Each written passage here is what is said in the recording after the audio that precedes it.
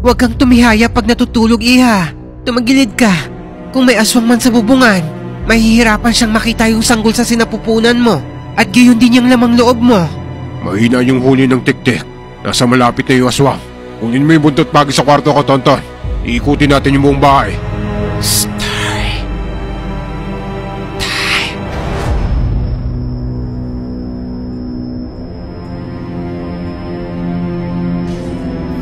Ako si Tony, pero sa palayaw na Tonton ako mas kilala sa lugar namin. Katulad ng iba, may nakakatakot din akong karanasan na gusto kong ibahagi. 20 years old pa lang ako ng mga panahon na to. Meron akong kinakasama, si Oli. Nakilala ko siya sa Manila. Nang magbuntis siya, ay umuwi kami rito sa probinsya namin. Tubong Ilocos si Oli, samantalang ako, tubong Bacolod naman. Hindi alam ng mga magulang ko, nabuntis si Oli nang iuwi ko siya rito sa amin. Pagkarating namin sa probinsya, dito na nila nalaman na buntis nga si Yoli ng 6 na buwan. Buntis siyang girlfriend mo, Tonton. Ba't mo naman inuwi yan rito? Bakit po, Nay? Anong problema? Delikado ngayon dito sa lugar natin, anak. May napapabalitang aswang ngayon na gumagala sa lugar natin. Kaya ingatan mo yung mag-ina mo. Si Nanay naman, oh. Katanda-tanda na naniniwala pa rin sa mga aswang na yan. Totoo ang sinabi ng nanay mo, anak. Katunayan, may mga ebidensya na totoo nga ang mga aswang. Nakaraang gabi lang kasi, may mga natagpo ang patay na hayop sa kabilang lugar. At alam mo bang lahat ng yon? Wala nang mga lamang loob ng matagpuan. At hindi lang yon, dahil yung mga anak ni pareng Danilo, kamuntikan na mabiktima ng mga aswang na yan. Mabutit nakita agad ni pare. Kung hindi, baka isa na lang silang malagim na kwento ngayon. Kinilabutan agad ako sa sinabi ni tatay. 10 taon na akong hindi nakakauwi sa probinsya namin. Pero hindi ko alam na meron na palang mga ganitong nagaganap dito.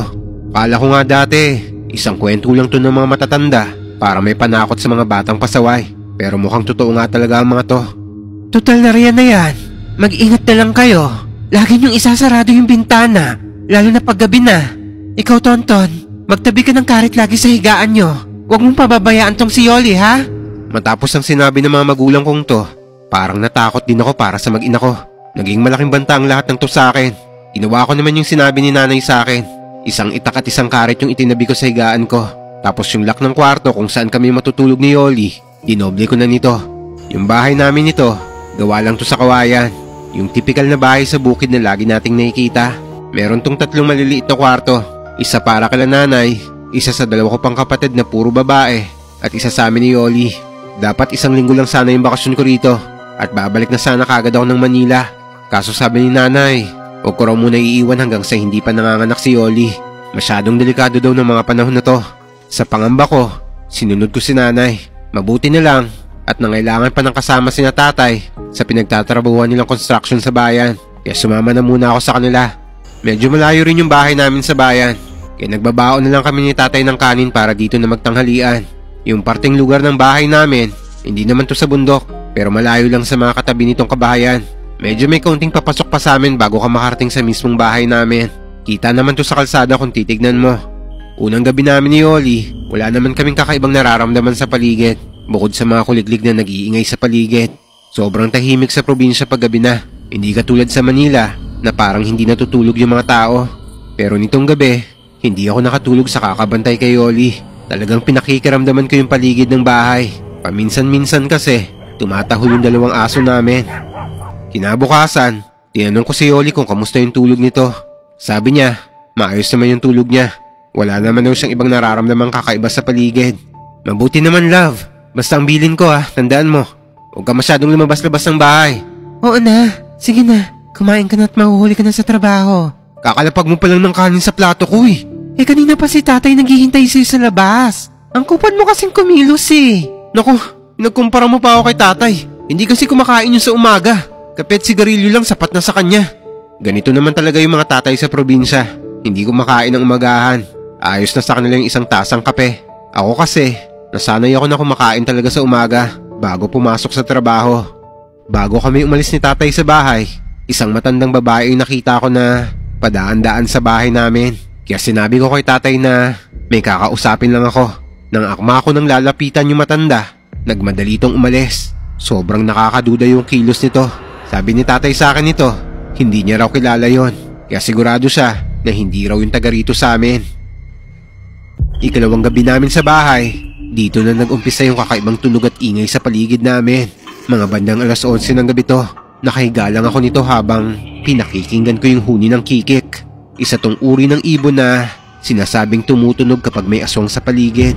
Kumbaga, nagbibigay ito ng babala sa mga tao. Pero mas kilala to sa probinsya namin na kung tawaging tiktik.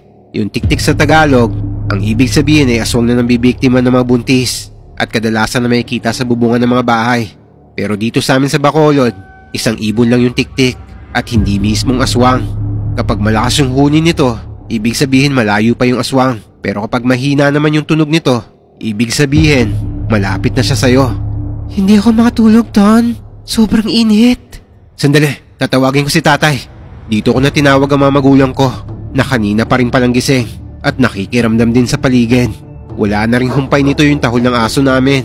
Pumasok na nito si nanay sa kwarto at saka pinakalma si Oli. Maging ang dalawa kong kapatid ay nagising na rin.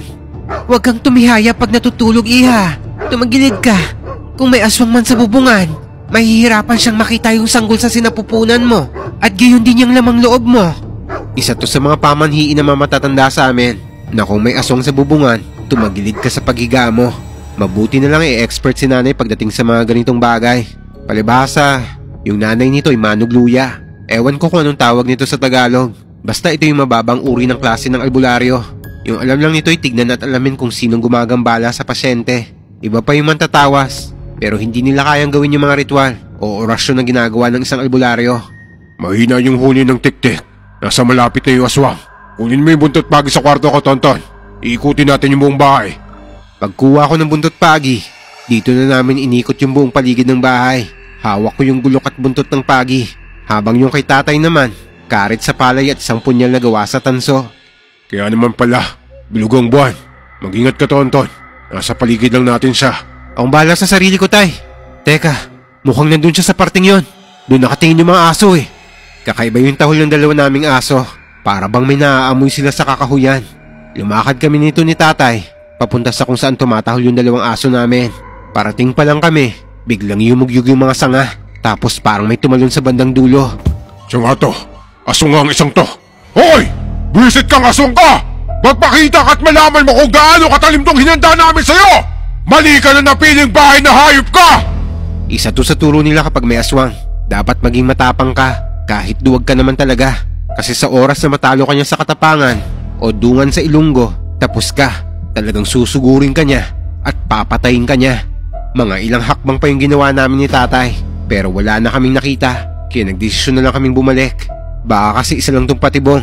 At kapag napalayo na kami, saka naman sila susugod sa bahay. Mahirap na at baka masalisihan kami ng aswang. Para mapanood ang buong video, pumunta lang sa aking YouTube channel at hanapin ang video na to.